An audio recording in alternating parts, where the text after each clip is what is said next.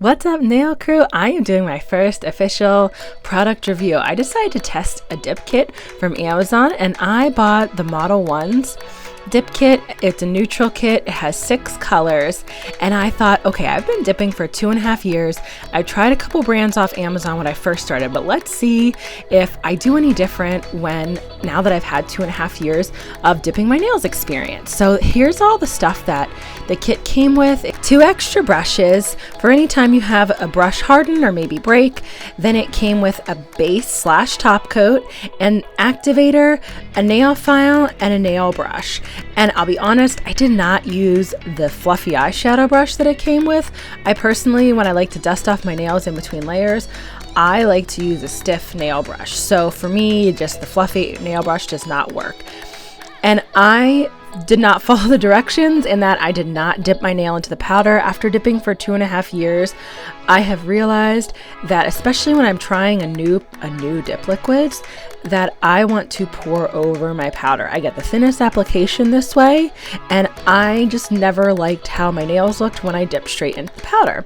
So some of the first things that I noticed right off the bat was that the liquids were thicker than I'm used to. And this is the 11th set of dip liquids that I've tried. I've tried a bunch, and I've tried at this point 44 dip powder companies. I like to have a lot of different experience with my nail product to see what all's out there and like how different brands work, how different powders apply, if they apply fluffy, or if they're fluffy and really easy to use, if they're too thick, if they're cakey, if sometimes with glitters, what'll happen is the glitters just lay terribly, or what'll also happen with glitters, the very opposite, is they have so much clear in them that you barely have any actual glitter in your dip. So there's so many different nuances that can go on with dip powders, with dip liquids. And now moving on to my second layer.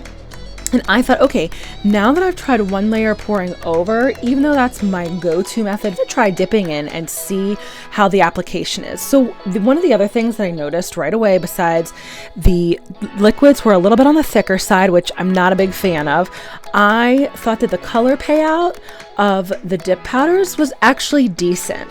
Not the best that I've used by any means, but wasn't the worst. The color applied decently even. I have peel base on underneath, so sometimes dip powders can apply a little funny in the first layer, and it wasn't bad. Some of the other things I noticed was that the liquid brush, it was really stiff. Like, it did not want to fan out. Barely at all. So I felt like I had to use way more strokes than what I'm normally used to using on a dip base brush, because the dip liquids that I've been using, they fan out really well. And most of the ones that I've used over the past couple years have fanned out really nicely. I've noticed that too. A high quality brush in the dip liquids also really helps with your application. When the brush is too stiff, like the Modelones brush here, I feel like you just tend to be heavy-handed on your liquid application, and that is not what you want. You want to apply your dip liquids as thin as possible. So I even tried applying less dip liquids on some of my hands, but I just felt like it came out very thick.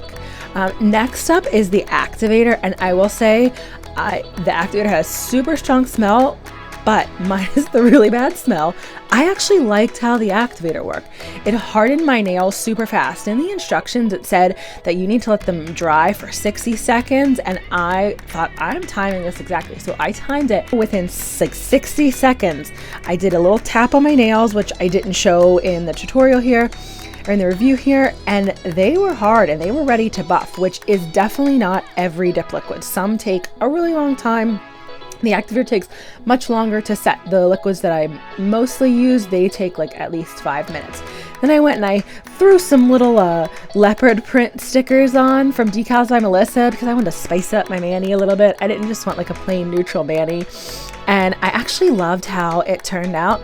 All right, nail crew, it is time for my final review. And before I get to that, don't forget to hit the like and subscribe button so I can keep making more of these fun tutorials and reviews for you guys. Now, I think, to be honest, for $18, this is not a bad bang for your buck. If you're a new dipper just starting out and you're not sure if you want to stick with dips, I would get this kit for $18 and see how it goes for a couple months. See how you like dipping your own nails at home.